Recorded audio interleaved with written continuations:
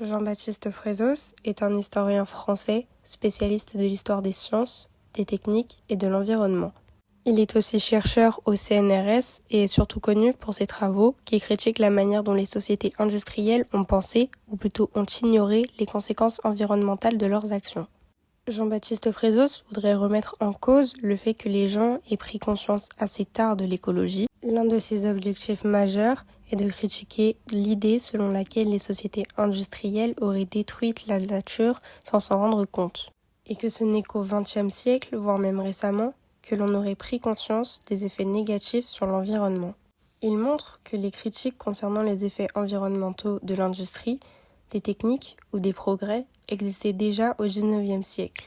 Puis, il veut montrer que la société savait ce qu'il se passait, mais faisait des choix qui étaient réfléchis, c'est-à-dire que Frezos insiste sur le fait que les sociétés industrielles n'étaient pas ignorantes des risques comme par exemple la pollution, la déforestation ou encore le dérèglement climatique, etc.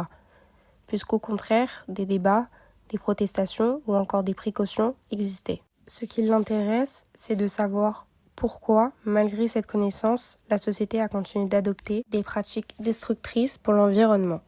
Par la suite, Jean-Baptiste Frezos veut apporter une nouvelle méthode à l'histoire environnementale. Il veut proposer une histoire plus rigoureuse en s'appuyant sur des archives, des textes oubliés, des débats techniques ou politiques pour sortir des discours moralisateurs ou simplificateurs. Ensuite, il veut mettre en place une réflexion sur notre présent. Ses recherches aident à mieux comprendre pourquoi les sociétés actuelles ont du mal à changer leur mode de fonctionnement malgré la crise écologique. Jean-Baptiste Frezos veut montrer que le problème n'est pas l'ignorance, mais souvent des rapports de pouvoir, des choix politiques, économiques, ou encore des croyances dans le progrès, etc.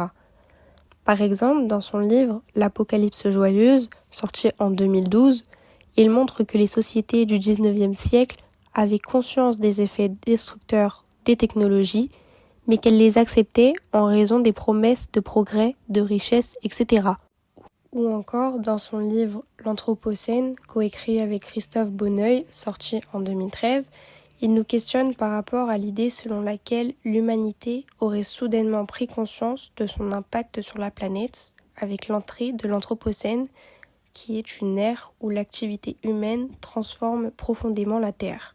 Il montre que les sociétés industrielles ont toujours su qu'elles faisaient de nombreux dégâts environnementaux, mais elles ont choisi de les ignorer ou de les justifier au nom du progrès.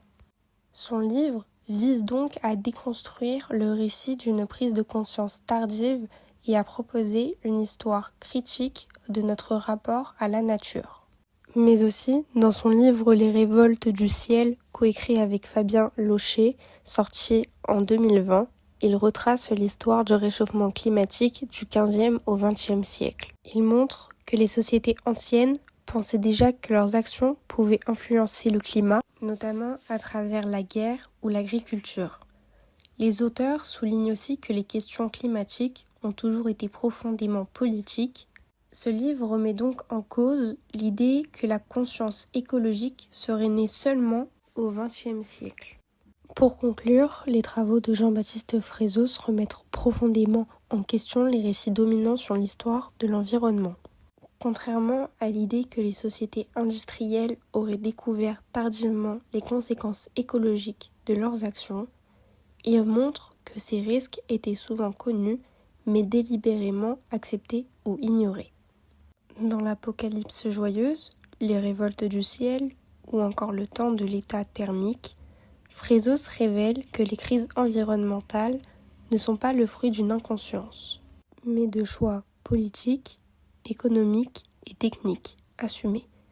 Son travail éclaire ainsi la part de responsabilité humaine et structurelle dans la crise climatique actuelle. Jean-Baptiste Frezos nous invite donc à repenser notre rapport au progrès, au pouvoir et à la nature.